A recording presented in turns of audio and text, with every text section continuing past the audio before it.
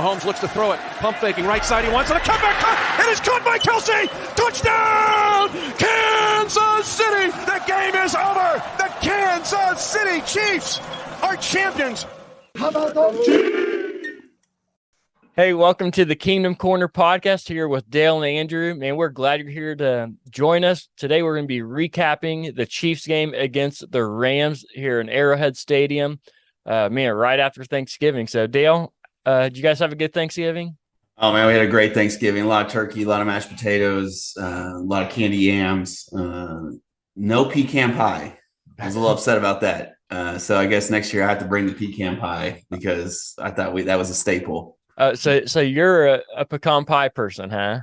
Well, pecan. Oh, pecan. Sorry, pecan. Got to get the pronunciation right here. The pecan pie. So let's give a little respect to the pie. Come on, let's give a little respect to the pie. I feel like the pecan pie here. First off, every time I hear the word pecan, I think it is somewhere you got to go to the restroom at. That's what I think. Yeah. Just go over there in the pecan, But anyways. Yeah. It sounds exotic. Hey, you pronounce it that way. It sounds more exotic. Hey, give me the pecan pie. And then everyone's like, what's the pecan pie? Pecan. Come on. What are we, tree? We eat tree nuts? Come on. Pecan. So let's go. All right. I feel like the pecan pie here, I think it's one of those things that people either love it or they hate it. There's not really many people in between on it. No. Where are you at? Where you fall in the line? So I'd rather not have it. I'm okay without it. So apple pie? Pumpkin pie? I love apple pie. Apple pie is delicious. All right. Hey, apple pie is pretty good too. Yeah. So what's your favorite Thanksgiving staple? Whether it's food, dessert, whatever. Yeah, I've got to say, mashed potatoes are probably the staple. It has to be they have to be good mashed potatoes. It can't be just the bland. And unfortunately, you got to dress up mashed potatoes. They need a little help. Yes, they need some good gravy. Yeah, they need some. They need something. And so you can't just give me a mashed potatoes, nothing on it, just a little salt. But I love good mashed potatoes. That's a staple. Yeah, I like that too. One of my favorites is a green bean casserole. I love a good green bean casserole.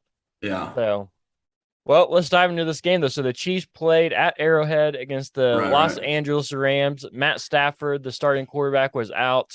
And so their backup quarterback got his first start ever, And so how do you feel about this game now that we've seen the results of it? Yeah, I feel like this game, I don't know. As a kid, I used to sleepwalk. And nothing crazy like walking out the front door and walking down the neighbors. But sometimes I'd fall asleep in my bed and I'd end up on the couch the next morning.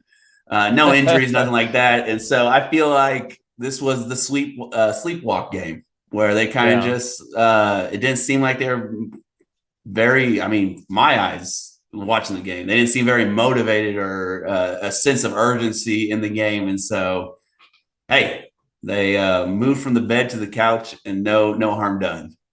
Yeah. You did call it out that this was a trap game, though. I will point that out. So, but the Chiefs really, they didn't have many possessions, but they punted on their first possession. And then they fumbled that punt return by Sky Moore, which first of all, why is Sky Moore still return punts? Didn't we talk about this a couple weeks ago that Sky Moore had already fumbled 2 punt returns and that, it's just not for him. And then I know that, Mecole Hardman's injured. I know that Kaderi, Tooney's out. Yeah, he's still injured. And so they're like, okay, he can do it. One time, one fumble. And he was out and Justin Watson went in there. But my question is, why are we still trying this when it hasn't worked? I'm not saying he can't ever get there, but at this point in his career, he is not ready to return punts. Well, and there has to be something because I know they practice and I know they practice hard. And so there's no doubt during practice, he is making these catches. He is just probably they're like, man, this guy's really improved. Let's put him on let's do it. And then, it seems for whatever reason in the game, I think whether he's thinking about making his first move or whatever it is, I would just go out there and say, hey, fair catch every ball and just catch it. If you're going to put him out there. Don't even worry about returning. Yeah. So it feels like he's just trying to worry about the guys running down at him and worried about their return rather than worrying about catching the ball and trying to run before he has it. So yeah, that's my only that's the only conclusion I can come up with. He must be making all these catches in practice and showing that he can do it, and then once he gets in the game, the lights get a little brighter, and you drop it right through the breadbasket though. It was right through. You can't get any closer to catching it and not catching it than he did right there. Oh man, it wasn't like before where he'd reach out with his fingertips and try to catch it. At least this time he was trying to catch it close to his body and just couldn't do it. Right. So there was a hole in that breadbasket. There was. Yeah. Didn't leave much room for error. So, but the other side of special teams is the Rams went for it on fourth down and went for it they faked a punt and converted for a first down. And luckily they didn't end up getting any points out of that. But it leads to the question that we've talked about a couple times, but now we have to really address it. Yeah. Is there a problem with the Chiefs special teams? Because it seems like every week there's one or two things. And I think that is leading other teams to look at that and say, hey, we can do something here. Right. Yeah, I think you're spot on there. There is definitely a problem. We're week 12? Week 12 here? Yeah. Is that right? Week 12. So Chiefs are so we're still talking about special teams. They should have been cleaned up. It's November. We're now going into December. There's definitely a problem with our special teams. And so luckily the good news, the shining light is Townsend's kicking the ball well. I mean, the few times he does kick in a game, and then Bucker's back on. So that was good to see. And so, but yeah, I think our special teams may be a liability come down. And and I know that in the playoffs, all three have to play well. There can't be mistakes like that. And so, yeah, exactly. Because you remember our Super Bowl run against the Houston Texans when we were making that comeback. There were some huge special teams plays that turned that game around. Dirty Dan Sorensen was on the end of it that helped turn that around. He stopped a fourth down fake punt, tackled the guy for a loss, and turned the ball over. And also when the Chiefs kicked the ball off, Texans were returning it, and Dirty Dan caused a fumble, and we picked the ball up from there too. So, I mean, to your point, special teams in all three phases matter huge when it comes to playoff time. And if you want to win another Super Bowl, you have to clean some of that stuff up. Yeah. You don't have to be great. You just have to not turn the ball over and not let people extend drives. So, yeah, exactly. Yeah. We've allowed a lot of fourth down conversions when it comes to fakes and stuff. We've allowed a lot of missed opportunities in special teams, from fumbling punts to allowing onside kicks to start games. But the benefit, or maybe the plus side, is we have what I still believe to be one of the best special teams coaches in the NFL, and David Tobe. So I believe that he and Andy together will figure that out by the time playoffs get here. I hope so. Yeah. I hope you're right. Well, that's what I'm hoping. So I think they will. I think what special teams has cost us one game. Yeah. Right? Would you say the Colts game? Special teams definitely. Yeah. I would say so. Missed field goal, fumble. Yeah. Yeah. It's when Butker's out, and if we would have had some of those field goals, we would have won that game. So, yeah, they've already cost us a game. So, even though it seemed like a really slow game, and it was, so let's talk about this first. So, the Chiefs get in the red zone several times, right? But they can't quite put it into the end zone. They were leading the league in touchdowns from the red zone, as well as conversion percentage of trips to the red zone and converting those into touchdowns. So, I mean, what's going on there? Well, I have a theory. Yeah, let's hear it. I'm ready.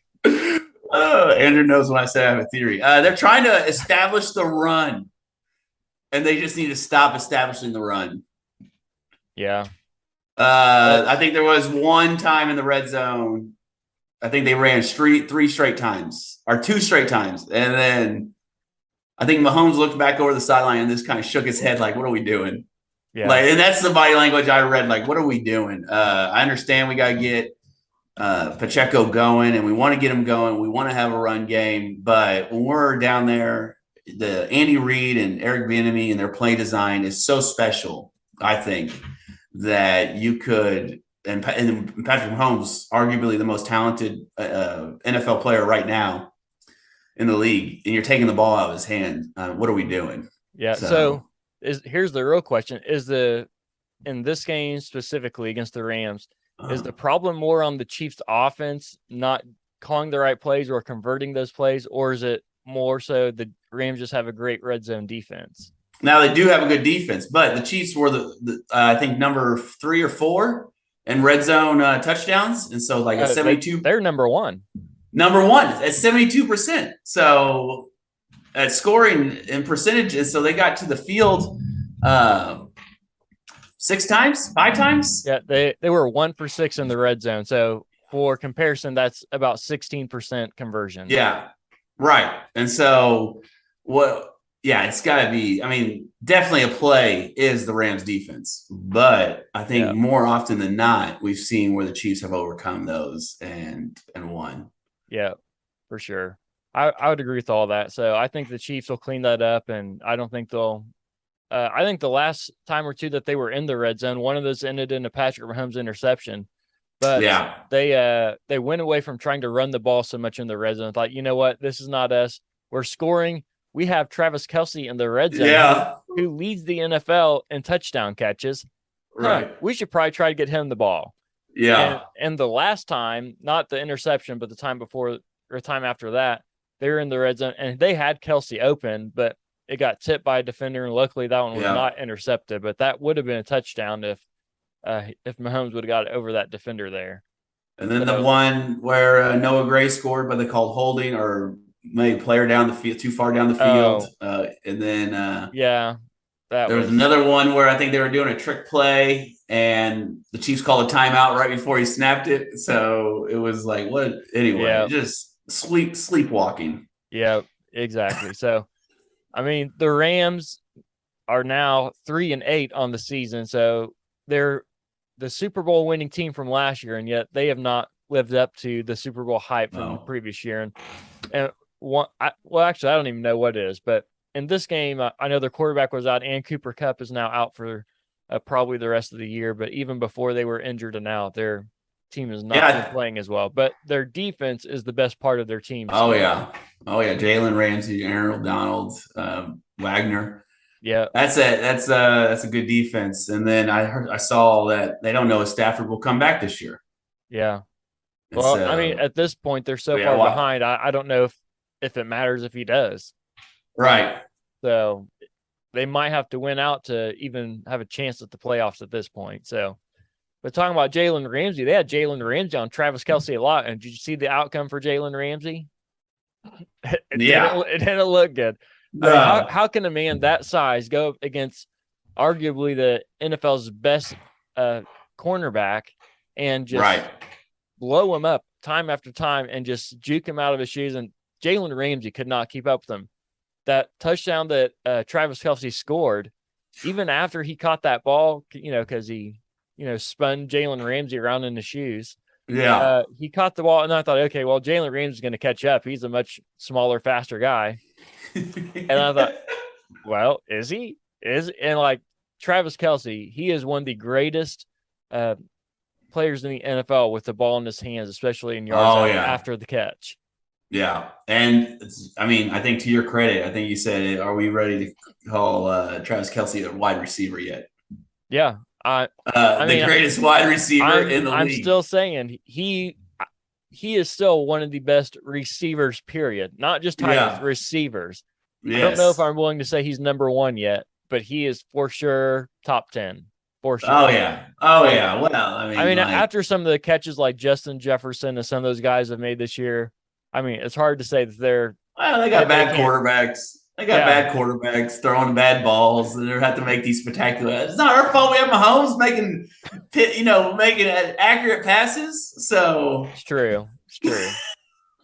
Yeah, I did see in the broadcast yesterday, if I remember correctly, that Mahomes and Kelce have now, I think, tied the record for the most touchdowns between a quarterback and receiver duo. Yeah, they did. And then I think Andy Reid is now the winningest coach at Arrowhead. So there you go. Yeah. So here's the other question I got for you then. Talking about Andy Reid winning as coach. Is he the best coach in Chiefs history. Now, keep in mind, like Hank Stram didn't play a whole lot of games in Arrowhead because he started in Dallas and they played at the Kansas City Municipal Stadium. So they didn't really play in Arrowhead till 1972. So that's when it opened. And so Hank Stram had a lot of games outside of Arrowhead and still is one of the best coaches. So with that in mind, is Andy Reid the best coach in Chiefs history? Or you need a I would think a while to answer that. No, I think just bias because that's what I've lived. I wasn't alive when Hank Stram was coaching.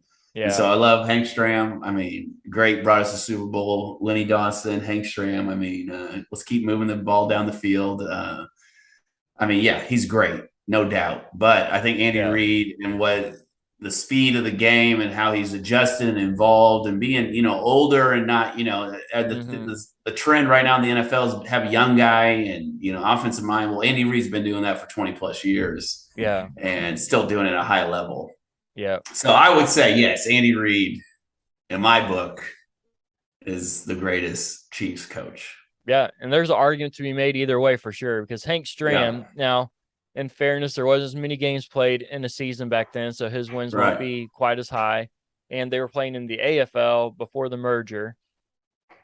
But even in that time, Hank Stram was leading the Chiefs to AFL victories and championships almost year after year. So, I mean, it's hard for me to say. And once again, I'm biased because we've grown up with Andy Reid here, or maybe not grown up, but have at least lived through it. So I guess maybe we were already a little bit grown by the time he started coaching with the Chiefs. Yeah, a little bit.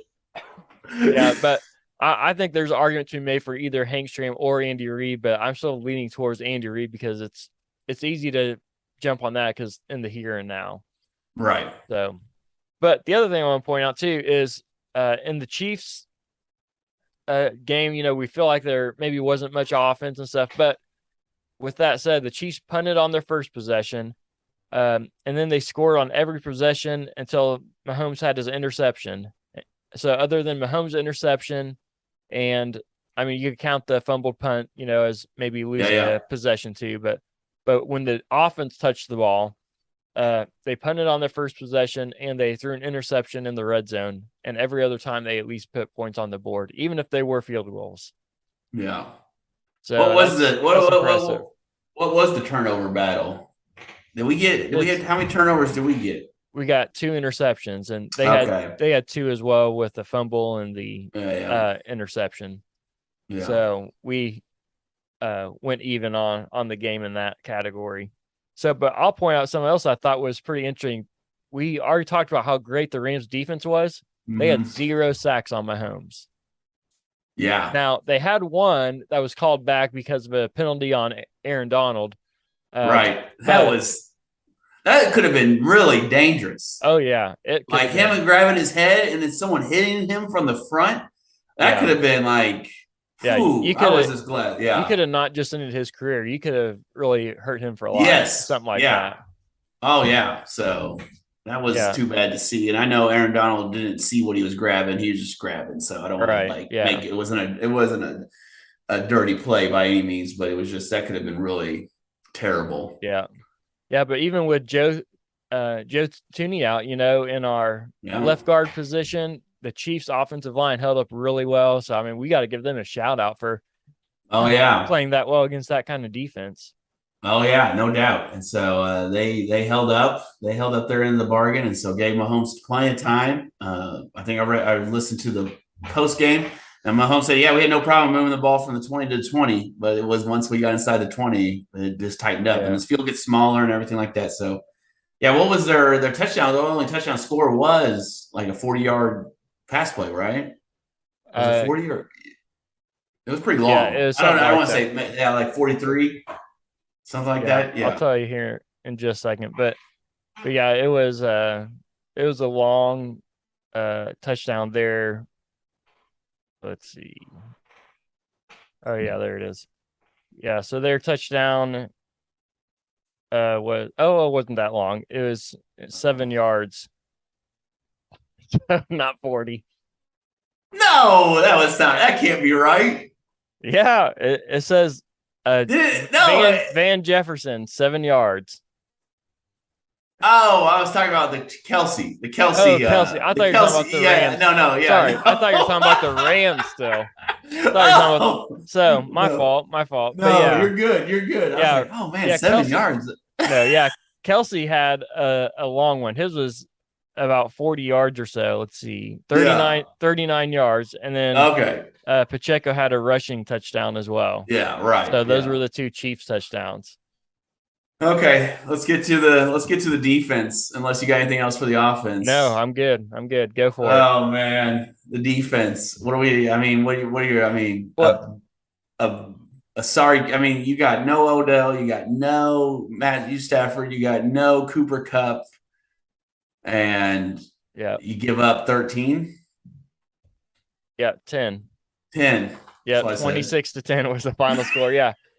But I mean, no matter who you're playing, this is still NFL players, guys who are paid professionals to win games and put points on the board and stop people from putting points on the board. No Yeah. matter who you're playing, if you can keep any team to 10 points or less, that is huge. Well, That yes, is but huge. I would love to see us score like 40 then. Yeah. Hey, I agree. I would love to see us score 40 as well. Yeah. So I mean, yeah. we were in the red zone enough to score 40. We just we couldn't were. convert. We just couldn't get the ball in. So that's Yeah. all right. But So the Chiefs defense, they held the Rams to under 200 total yards for the game. okay. So Yeah. that's pretty impressive. I think you said this quarterback had his first start ever in the Yep. NFL. Yep. Well, His there you go. first start ever. That's what you probably should do. Yeah, he had a total of he went 13 for 23, 100 yards, 1 touchdown, 2 interceptions, 3 sacks, and had a quarterback rating of 29. Whew. For comparison, Rough day. Mahomes had a quarterback rating of 68 with Okay. 320 yards. 1 touchdown, 1 interception. Yes, sir. You got it. Yeah, so the Chiefs defense is still as much as I like them and they're doing really well. So I'm not taking anything away from it. They are doing well, but here's something that might be an area of concern that started to look like a positive, but maybe it's not anymore, is the Chiefs run defense. Now they're still holding teams to relatively low yards per game. I think they allowed a total of 116 yards in this game. And so it's not necessarily bad, but you really want to be under 100 yards. But the Rams offense, rushing attack was averaging over 4 yards a carry. Right. And so for a defense that you really want them to be averaging 3 yards or less per carry. And so if these teams decide to keep running the ball, like some of them should have in previous games, even against the Chiefs, because the Chiefs have proven they can stop the run sometimes, but they are not consistent in stopping the run. Right. So is this an area that we have to be concerned about? Oh yeah, definitely for going, especially the Chiefs when they get off to a slow start. I think that's a big thing. So if like Tennessee can control the clock and control the game a little bit in your running game, well, that just puts the Chiefs behind the eight ball. So I think the important thing for the Chiefs offense is to get to a fast start and put points on the board and put the pressure on the other team. And so I think Greg Olson, shout out, said yesterday that the Chiefs defense is built for passing because they do play with the lead a lot of the times. And so they're not really built to stop the run. And so, I think you see that with our linebackers are super fast, super lean, and then you see our defensive line is just really attacking. They're not really meant to stop except for your boy 99. That's right. Stuff Nation. Yeah, Stuff Nation. Shout out. Colin Sanders. We got you here, bud. And then you got all our corners, I think, and then our safeties are. I think really we are built for the passing and not so much for the running. Not taking away from Nick Bolton, Willie Gay, because they are super fast and they can get there. And Nick Bolton's a great tackler. He's having an All-Pro year. But I think we just need to figure out, okay, if they are running on us, what are we going to do? Yeah, because that could be trouble. Yeah, definitely. If we see the Titans again, if we see the Titans again in the playoffs, I mean, that could be bad news. Yeah, that's not something that you want to have as a worry going into the postseason, is not worrying if you can even stop a run. because you want to try to make a team one-dimensional, whether that's passing or throwing. Because if you have to try to defend against two well-balanced approaches with running and a passing game, that makes it hard for any defense to stop that offense. Right. And then we were fortunate we didn't play Tennessee with Tannehill, because I think Tannehill has that extra play action. I mean, when you play that play action, my goodness, that just burns defenses big time. And so we will. Whoa. To say all that, I say that our defense is very situational. And so in the sense that when they need a stop or they need a turnover, it seems like they get one. Yeah. Or if they're not playing well that game, it always seems like, well, then offense is like, all right, we're going to pick them up. And so, and they just score on every drive. Yeah. If we can just get that every game, that would be good. So yeah, that'd be all right. But hey, shout out to George Karlaftis, right? He got his first full sack of the season so far, and came on a big play. I think he pushed him back like 12 yards or something like that. Well, I thought he was going to get a roughing the passer call. Oh man, I know, because he kind of flung him. He blew out of nowhere and just hit that. Yeah, man. You never know what's going to happen anymore, what's going to be called. But no, it seems like they cleaned that up. There hasn't been too many roughing the passers calls. Yeah, the first 6 weeks or so, man, in all the games, there was a lot of those. And I think the NFL commissioner or whoever came down on those refs and said, hey, we want you to protect these quarterbacks, so we want you to actually let them play football too. Right, yeah. So yeah, almost cost us a game. Almost cost us a game. Yeah. Well, it did cost us a game. The Colts. Again, well, that wasn't roughing the passer. I guess that was like taunting or saying bad words to another player. Yeah. It was the Raiders game that Chris Jones tackled and strip sacked Derek Carr all in one motion and got a penalty. So one of the greatest sacks and strip sacks you'll ever see, to complete it all in one motion. Right. Not even get credit for it. That's just, yeah. But you've noticed what Chris Jones does now. He has tackled yet, and he gets up and walks away. He's like, I'm not even messing with anything anymore. No, yeah. Well, yeah. I mean, they've almost turned a fire on in him, because he's still having an outstanding year. And, maybe other than Micah Parsons, I don't know if anybody else is having a better defensive year than Chris Jones. On the defensive line, for sure, no one is. He is tearing it up. Tearing it up. Yeah, defensive player of the year. Come on. That's right. We're ready for it. Give it to him. Yeah. Hey, well, thanks for joining us in this episode of the Kingdom Corner. Hey, make sure you subscribe and follow us, or leave us a comment and a great review so you can help others find this and get this great content as well. We hope that you'll join us next time, as we are going to be looking forward to the Chiefs and Bengals game coming up this next Sunday. We'll see you then, and we'll see you next time here in the Kingdom Corner.